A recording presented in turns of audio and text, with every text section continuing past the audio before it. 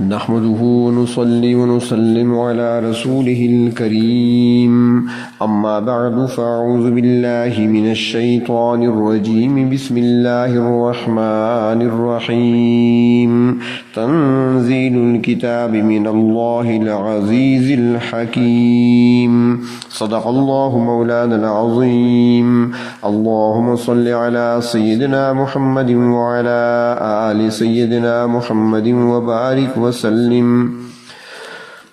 اللہ تبارک و تعالیٰ کے فضل و کرم سے اور لطف و عنایت سے سورۃ صاد مکمل ہوئی اور اب سورۃ زمر کا آغاز کیا جاتا ہے۔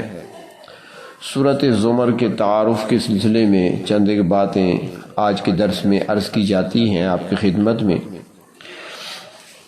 سورۃ زمر مکی زندگی میں نبوت کے 6 یا 7ویں سال میں نازل ہوئی۔ اس سے پہلے 58 سورتیں نازل ہو چکی تھیں۔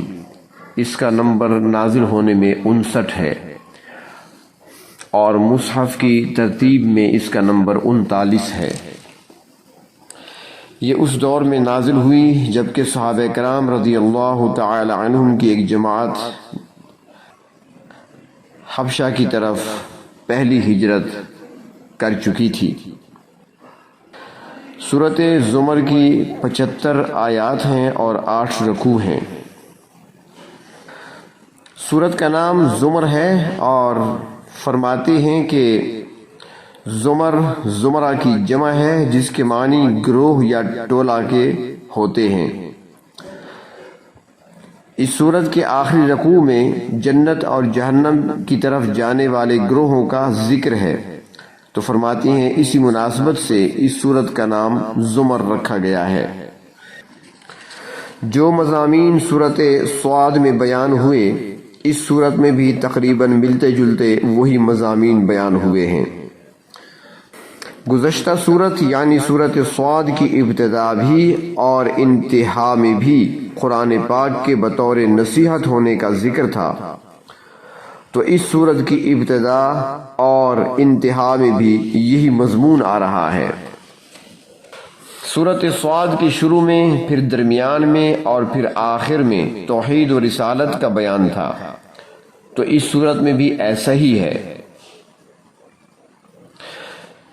جیسا کہ بارہا بتایا جا چکا ہے کہ مکی صورتیں جو نازل ہوئی ہیں ہجرت سے پہلے نازل ہونے والی صورتیں، ان میں زیادہ تر بنیادی عقائد یعنی توحید، رسالت، قیامت اور قرآن پاک کی حقانیت کا زیادہ تر تذکرہ ہے۔ سورۃ زمر کے بعد پھر 7 حوامیم صورتیں آ رہی ہیں، یعنی وہ صورتیں جن کا آغاز حروف مقطعات حامیم سے ہوا ہے، یعنی ایسی صورتیں ہیں کہ وہ ہر صورت حامیم سے شروع ہوئی ہے، اور اس لیے فرماتے ہیں کہ یہ 7 صورتیں جن میں حامیم کو آغاز میں رکھا گیا ہے، فرماتے ہیں کہ پورے قرآن پاک کا لب لباب ہیں۔ اور مفسرین کرام یہ بھی فرماتے ہیں کہ سورۃ زمر چونکہ حوامیم سے پہلے آئی ہے تو اس لیے کہا جا سکتا ہے کہ حوامیم صورتوں کی تمہید ہے یہ سورت یعنی سورۃ زمر، کہ اس میں دین کا خلاصہ اور نچوڑ بیان کر دیا گیا ہے۔ اور وہ خلاصہ کیا ہے؟ فَاعْبُدِ اللَّهَ مُخْلِصًا لَهُ الدِّينَ، یعنی عبادت صرف اللہ تبارک و تعالیٰ کی کرو، اس حالت میں کہ صرف اسی کے لیے اطاعت کو خالص بنانے والے بن جاؤ۔ عقیدے کے طور پر تو توحید کو ہم سب جانتے ہیں، یعنی اللہ تبارک و تعالیٰ کو ایک ماننا، ایک جاننا،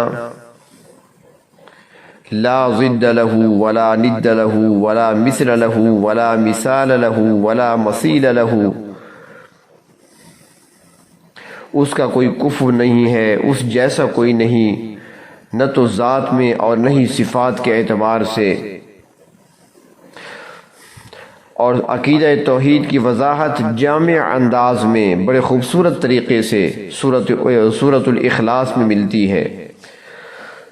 قل هو اللہ احد اللہ الصمد لم یلد ولم یولد ولم یکن لہ کفوا احد۔ تو ایک عقیدہ توحید کا عملی پہلو ہے، یعنی عمل میں توحید۔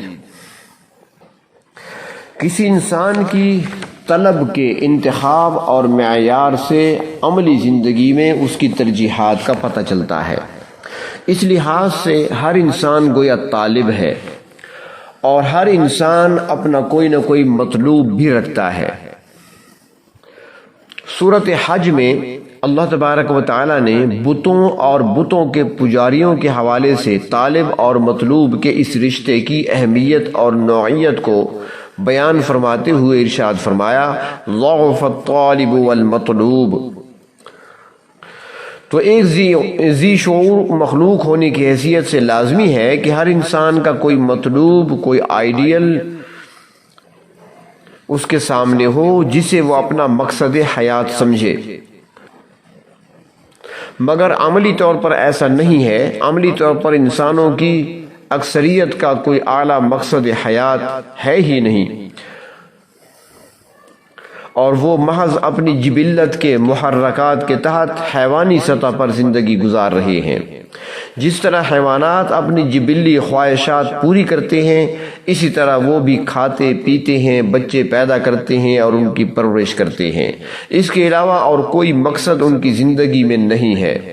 قرآن پاک کی رائے میں ایسے لوگ انسان نہیں بلکہ حیوان ہیں، بلکہ حیوانوں سے بھی بدتر ہیں۔ سورۃ اعراف میں فرمایا کہ اولئک کالانعام بل ہم اضل، کہ یہی لوگ چارپائے ہیں، حیوان ہیں، بلکہ ان سے بھی گئے گزرے ہیں۔ تو اگر اس زاویے سے دیکھا جائے تو انسان کہلانے کا مستحق صرف وہی شخص ہو سکتا ہے جو محض اپنی جبلی خواہشات کا غلام بن کر نہ رہ گیا ہو، بلکہ اس نے اس سطح سے برتر ہو کر اپنی زندگی کا کوئی اعلیٰ مقصد متعین کر رکھا ہو۔ اس حوالے سے جو اصل مقام و مرتبہ ایک انسان کے شایان شان ہے وہ یہ ہے کہ اس کا مقصد حیات اس کا خالق اور اس کا مالک ہو، یعنی صرف اللہ ہی اس کا مقصود ہو، اللہ ہی اس کا محبوب ہو، اور اللہ ہی اس کا مطلوب ہو۔ لا مطلوبی الا اللہ، لا مقصودی الا اللہ، لا محبوبی الا اللہ، لا الہ الا اللہ۔ زندگی میں ہر قدم اور ہر موڑ پر اس کی نگاہیں اس شان سے اللہ کی رضامندی کی متلاشی ہوں کہ اس کی زندگی اس فرمان الہی کی عملی تصویر بن جائے۔ قل ان صلاتی و نسکی و محیائی و مماتی للہ رب العالمین۔ آپ کہہ دیجئے میرے محبوب صلی اللہ علیہ وسلم کہ میری نماز، میری قربانی، میری زندگی اور میری موت اللہ ہی کے لیے ہے جو تمام جہانوں کے پروردگار ہیں۔ یہ عملی توحید کا اصل مفہوم ہے۔ لیکن جو شخص صرف عقیدہ توحید کا دعوے دار ہے اور عملی طور پر وہ توحید پر کاربند نہیں ہے تو گویا وہ اپنے عمل میں موحد نہیں ہے۔ سورۃ فرقان میں ارشاد فرمایا اللہ تبارک و تعالی نے کہ ارأیت من اتخذ الہہ ہواہ افانت تکون علیہ وکیلا، کیا آپ نے دیکھا اس شخص کو جس نے اپنی خواہش نفس کو اپنا معبود بنا لیا ہے؟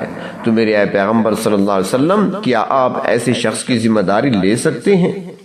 ایسا شخص کہتا تو خود کو موحد ہے، نظریہ توحید پر ایمان کا دعویٰ بھی کرتا ہے، مگر عملی زندگی میں وہ اپنی نفسانی خواہشات کی تکمیل کے لیے اللہ کے احکام کو پامال کرنے سے دریغ نہیں کرتا، اور حلال و حرام کے ضمن میں حدود اللہ کی سرے سے کوئی پرواہ ہی نہیں کرتا۔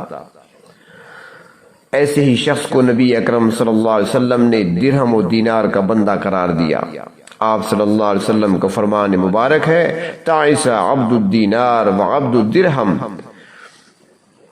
یعنی یہ ایک ایسا کردار ہے کہ اگر نام اس کا عبداللہ ہو یا عبد الرحمن ہو، زبان سے لا الہ الا اللہ کا اقرار بھی کرتا ہو، کلمہ توحید کا ورد بھی کرتا ہو اور مسجد میں جا کر نمازیں بھی پڑھتا ہو، مگر اس کی عملی زندگی میں توحید نظر نہیں آ رہی ہوتی، کیونکہ عملی زندگی میں اس نے اپنا مقصد حیات دولت کے حصول کو بنا رکھا ہے، اور اس کی فکر کا محور اور اس کی ساری دوڑ دھوپ کا ہدف ہی یہ ہے کہ اسے دولت ملنی چاہیے، جہاں سے ملے، جیسے بھی ملے، جائز طریقے سے ملے یا ناجائز طور سے ملے۔ گویا اس نے اپنے عمل سے ثابت کر دیا ہے کہ وہ عبد الدینار ہے۔ اور یہ بھی توحید عملی کا ایک پہلو ہے کہ بندگی اور اطاعت صرف اور صرف اللہ کے لیے ہو، اور باقی سب اطاعتیں اللہ کی اطاعت کے تابع ہوں۔ ماں باپ اور استاد کی اطاعت ضرور ہو، مگر شریعت کے دائرے کے اندر رہتے ہوئے۔ حاکم کا حکم بھی مانا جائے، مگر صرف وہ جو اللہ کے حکم کے خلاف نہ ہو۔ اور اس حوالے سے بنیادی اصول اور قانون یہ ہوگا کہ لا طاعت لمخلوق فی معصیت الخالق، یعنی مخلوق میں سے ایسی اطاعت کسی کی نہیں ہو سکتی جس سے خالق کی نافرمانی لازم آتی ہو۔ سورۃ الزمر میں اس مضمون کو تکرار کے ساتھ بیان کیا گیا ہے کہ ایک بندہ اللہ تبارک و تعالی کی بندگی کرے تو اس کے لیے اپنی اطاعت کو خالص کرتے ہوئے کرے۔ سورۃ الزمر میں توحید کی عقلی اور نقلی ہر قسم کے دلائل بیان کیے گئے ہیں، اور ساتھ ساتھ شرک کا رد بھی ہے۔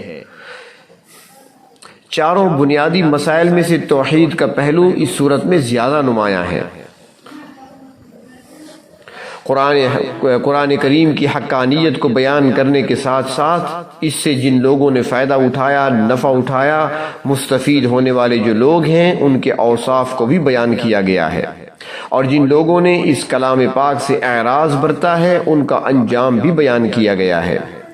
مشرکین کے ساتھ بحث و مباحثہ کا ذکر بھی ہے۔ جس طرح گزشتہ سورۃ صاد کی ابتدا قرآن کریم کی حقانیت اور صداقت سے ہوئی تھی، تو اس سورت کا آغاز بھی قرآن کریم کی حقانیت اور صداقت سے ہو رہا ہے، کیونکہ مشرک لوگ اس کو اللہ تعالیٰ کی طرف سے نازل کردہ وحی تسلیم ہی نہیں کرتے تھے، اس لیے اللہ تبارک و تعالیٰ نے اس حقیقت کو بار بار واضح فرمایا ہے۔ ارشاد فرمایا تنزیل الکتاب من اللہ، کتاب کا نزول اللہ کی طرف سے ہے، یہ کسی مخلوق کا کلام نہیں ہے، نہیں اللہ کے رسول صلی اللہ علیہ وسلم نے خود گھڑ کر تمہارے سامنے پیش فرمایا ہے، بلکہ اللہ تبارک و تعالی نے وحی کے ذریعے سے نازل فرمایا ہے، اور یہ ایسی کتاب ہے لا ریب فیہ، جس میں شک و شبہ کی گنجائش نہیں ہے۔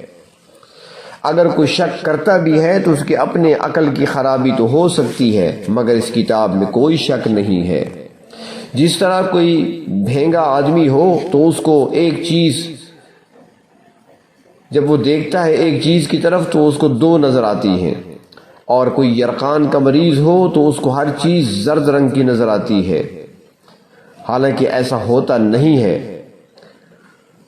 تو اسی طرح جس کا دماغ ٹیڑھا ہو اس کو قرآن حکیم کے وحی الہی ہونے میں شک نظر آتا ہے، جبکہ ایسا نہیں ہے، یہ اللہ کی طرف سے نازل کردہ وحی ہے جو اللہ رب العزت نے اپنے پیغمبر جناب محمد الرسول اللہ صلی اللہ علیہ وسلم پر نازل فرمایا ہے۔